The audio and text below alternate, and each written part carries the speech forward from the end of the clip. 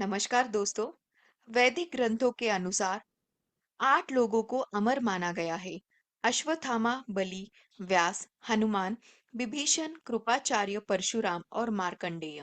इन 8 को चिरंजीवी यानी अमर माना जाता है। इसी कारण रामायण काल के परशुराम और हनुमान महाभारत काल में भी जीवित बताए जाते हैं। अब हम देखते हैं कि अश्वत्थामा अमर कैसे हुए। अश्वत्थामा और अन्य चिरंजीवियों में मुख्य अंतर ये है कि अश्वत्थामा को अमर रहने का श्राप मिला था, जबकि अन्य को अमर रहने का वरदान प्राप्त हुआ था। अश्वत्थामा द्रोणाचार्य के पुत्र थे। जब द्रोणाचार्य को हस्तिनापुर में गुरु बनाया गया, तब अश्वत्थामा ने भी पांडवों और कौरवों के साथ शिक्षा ली। वे बहुत शक्तिशाली योद्धा बने। उन्हें दिव्य अस्त्रों का भी ज्ञान था, लेकिन वे हमेशा अर्जुन से तुलना में पीछे माने जाते थे। कई बार ये तुलना उनके अंदर ईर्ष्या भी पैदा करती थी। महाभारत के युद्ध में अश्वत्थामा ने कौरवों की तरफ से लड़ाई लड़ी। जब दुर्योधन हारने लगा और घायल पड़ा, तब अश्वत्थामा क्रोध से भर गया और उसने ठान लिया, अब मैं पांडवों से बदला लेकर रहूंगा। रात में जब सभी सो रहे थे, अश्वत्थामा ने पांडवों के शिविर में घुसकर पांडवों के पुत्रों की हत्या कर दी। लेकिन ये नियमों के खिलाफ था और ये एक बहुत बड़ा अधर्म था। इस घोर पाप के कारण श्री कृष्ण ने उसे ये श्राप दिया। जब द्रोणाचार्य स्वर्गवासी हुए, तब उनके पुत्र अश्वत्थामा ने पांडवों को मारने का निश्चय किया।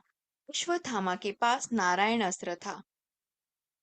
ये अस्त्र स्वयं नारायण ने द्रोणाचार्य को वरदान के रूप में दिया था और वहीं से ये अश्वत्थामा को प्राप्त हुआ। ये नारायण अस्त्र अन्य अस्त्रों से बिल्कुल अलग है। ये अस्त्र पहले आकाश में छोड़ा जाता है और फिर उससे हजारों बाण निकलकर शत्रु की ओर बढ़ते हैं। अश्वत्थामा बदला लेने के लिए इतना आतुर था कि उसने रणभूमि में आते ही नारायण अस्त्र का प्रयोग कर दिया। उस अस्त्र के प्रयोग से काश में हजारों बाण प्रकट हो गए। उन बाणों के अग्रभाग प्रज्वलित थे। पूरा कुरुक्षेत्र मानो अग्नि से चमक उठा। सैनिकों को ऐसा लगने लगा जैसे आकाश में कोई कृत्रिम तारा उत्पन्न हो गया है। उस अस्त्र से एक ही समय में असंख्य अग्निमय बाण निकल रहे थे, जिसके कारण वो अस्त्र स्वयं ही अत्यंत प्रकाशमान दिखाई दे रहा था। सैनिकों ने इससे पहले ऐसा भयानक अस्त्र कभी नहीं देखा था। नारायण अस्त्र इतनी तेजी से सैनिकों का संहार कर रहा था कि युधिष्ठिर को लगने लगा कि अब उनका अंत निश्चित है। परंतु सौभाग्य से श्री कृष्ण वहां उपस्थित थे और उन्हें ये ज्ञात था कि एक बार नारायणास्त्र शांत हो जाने के बाद अश्वत्थामा उसे दोबारा प्रयोग नहीं कर सकता। इसीलिए श्री कृष्ण ने पांडवों को तुरंत 2 कदम पीछे हटने का सुझाव दिया। उन्होंने सभी पांडवों को अपने रथ के नीचे छिपने का निर्देश दिया।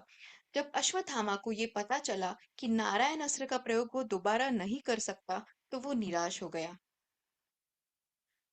इस तरह से श्री कृष्ण ने ये सिचुएशन को संभाल के लिया।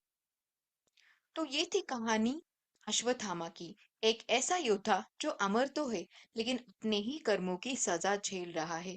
कहते हैं कि आज भी वो धरती पर भटक रहा है।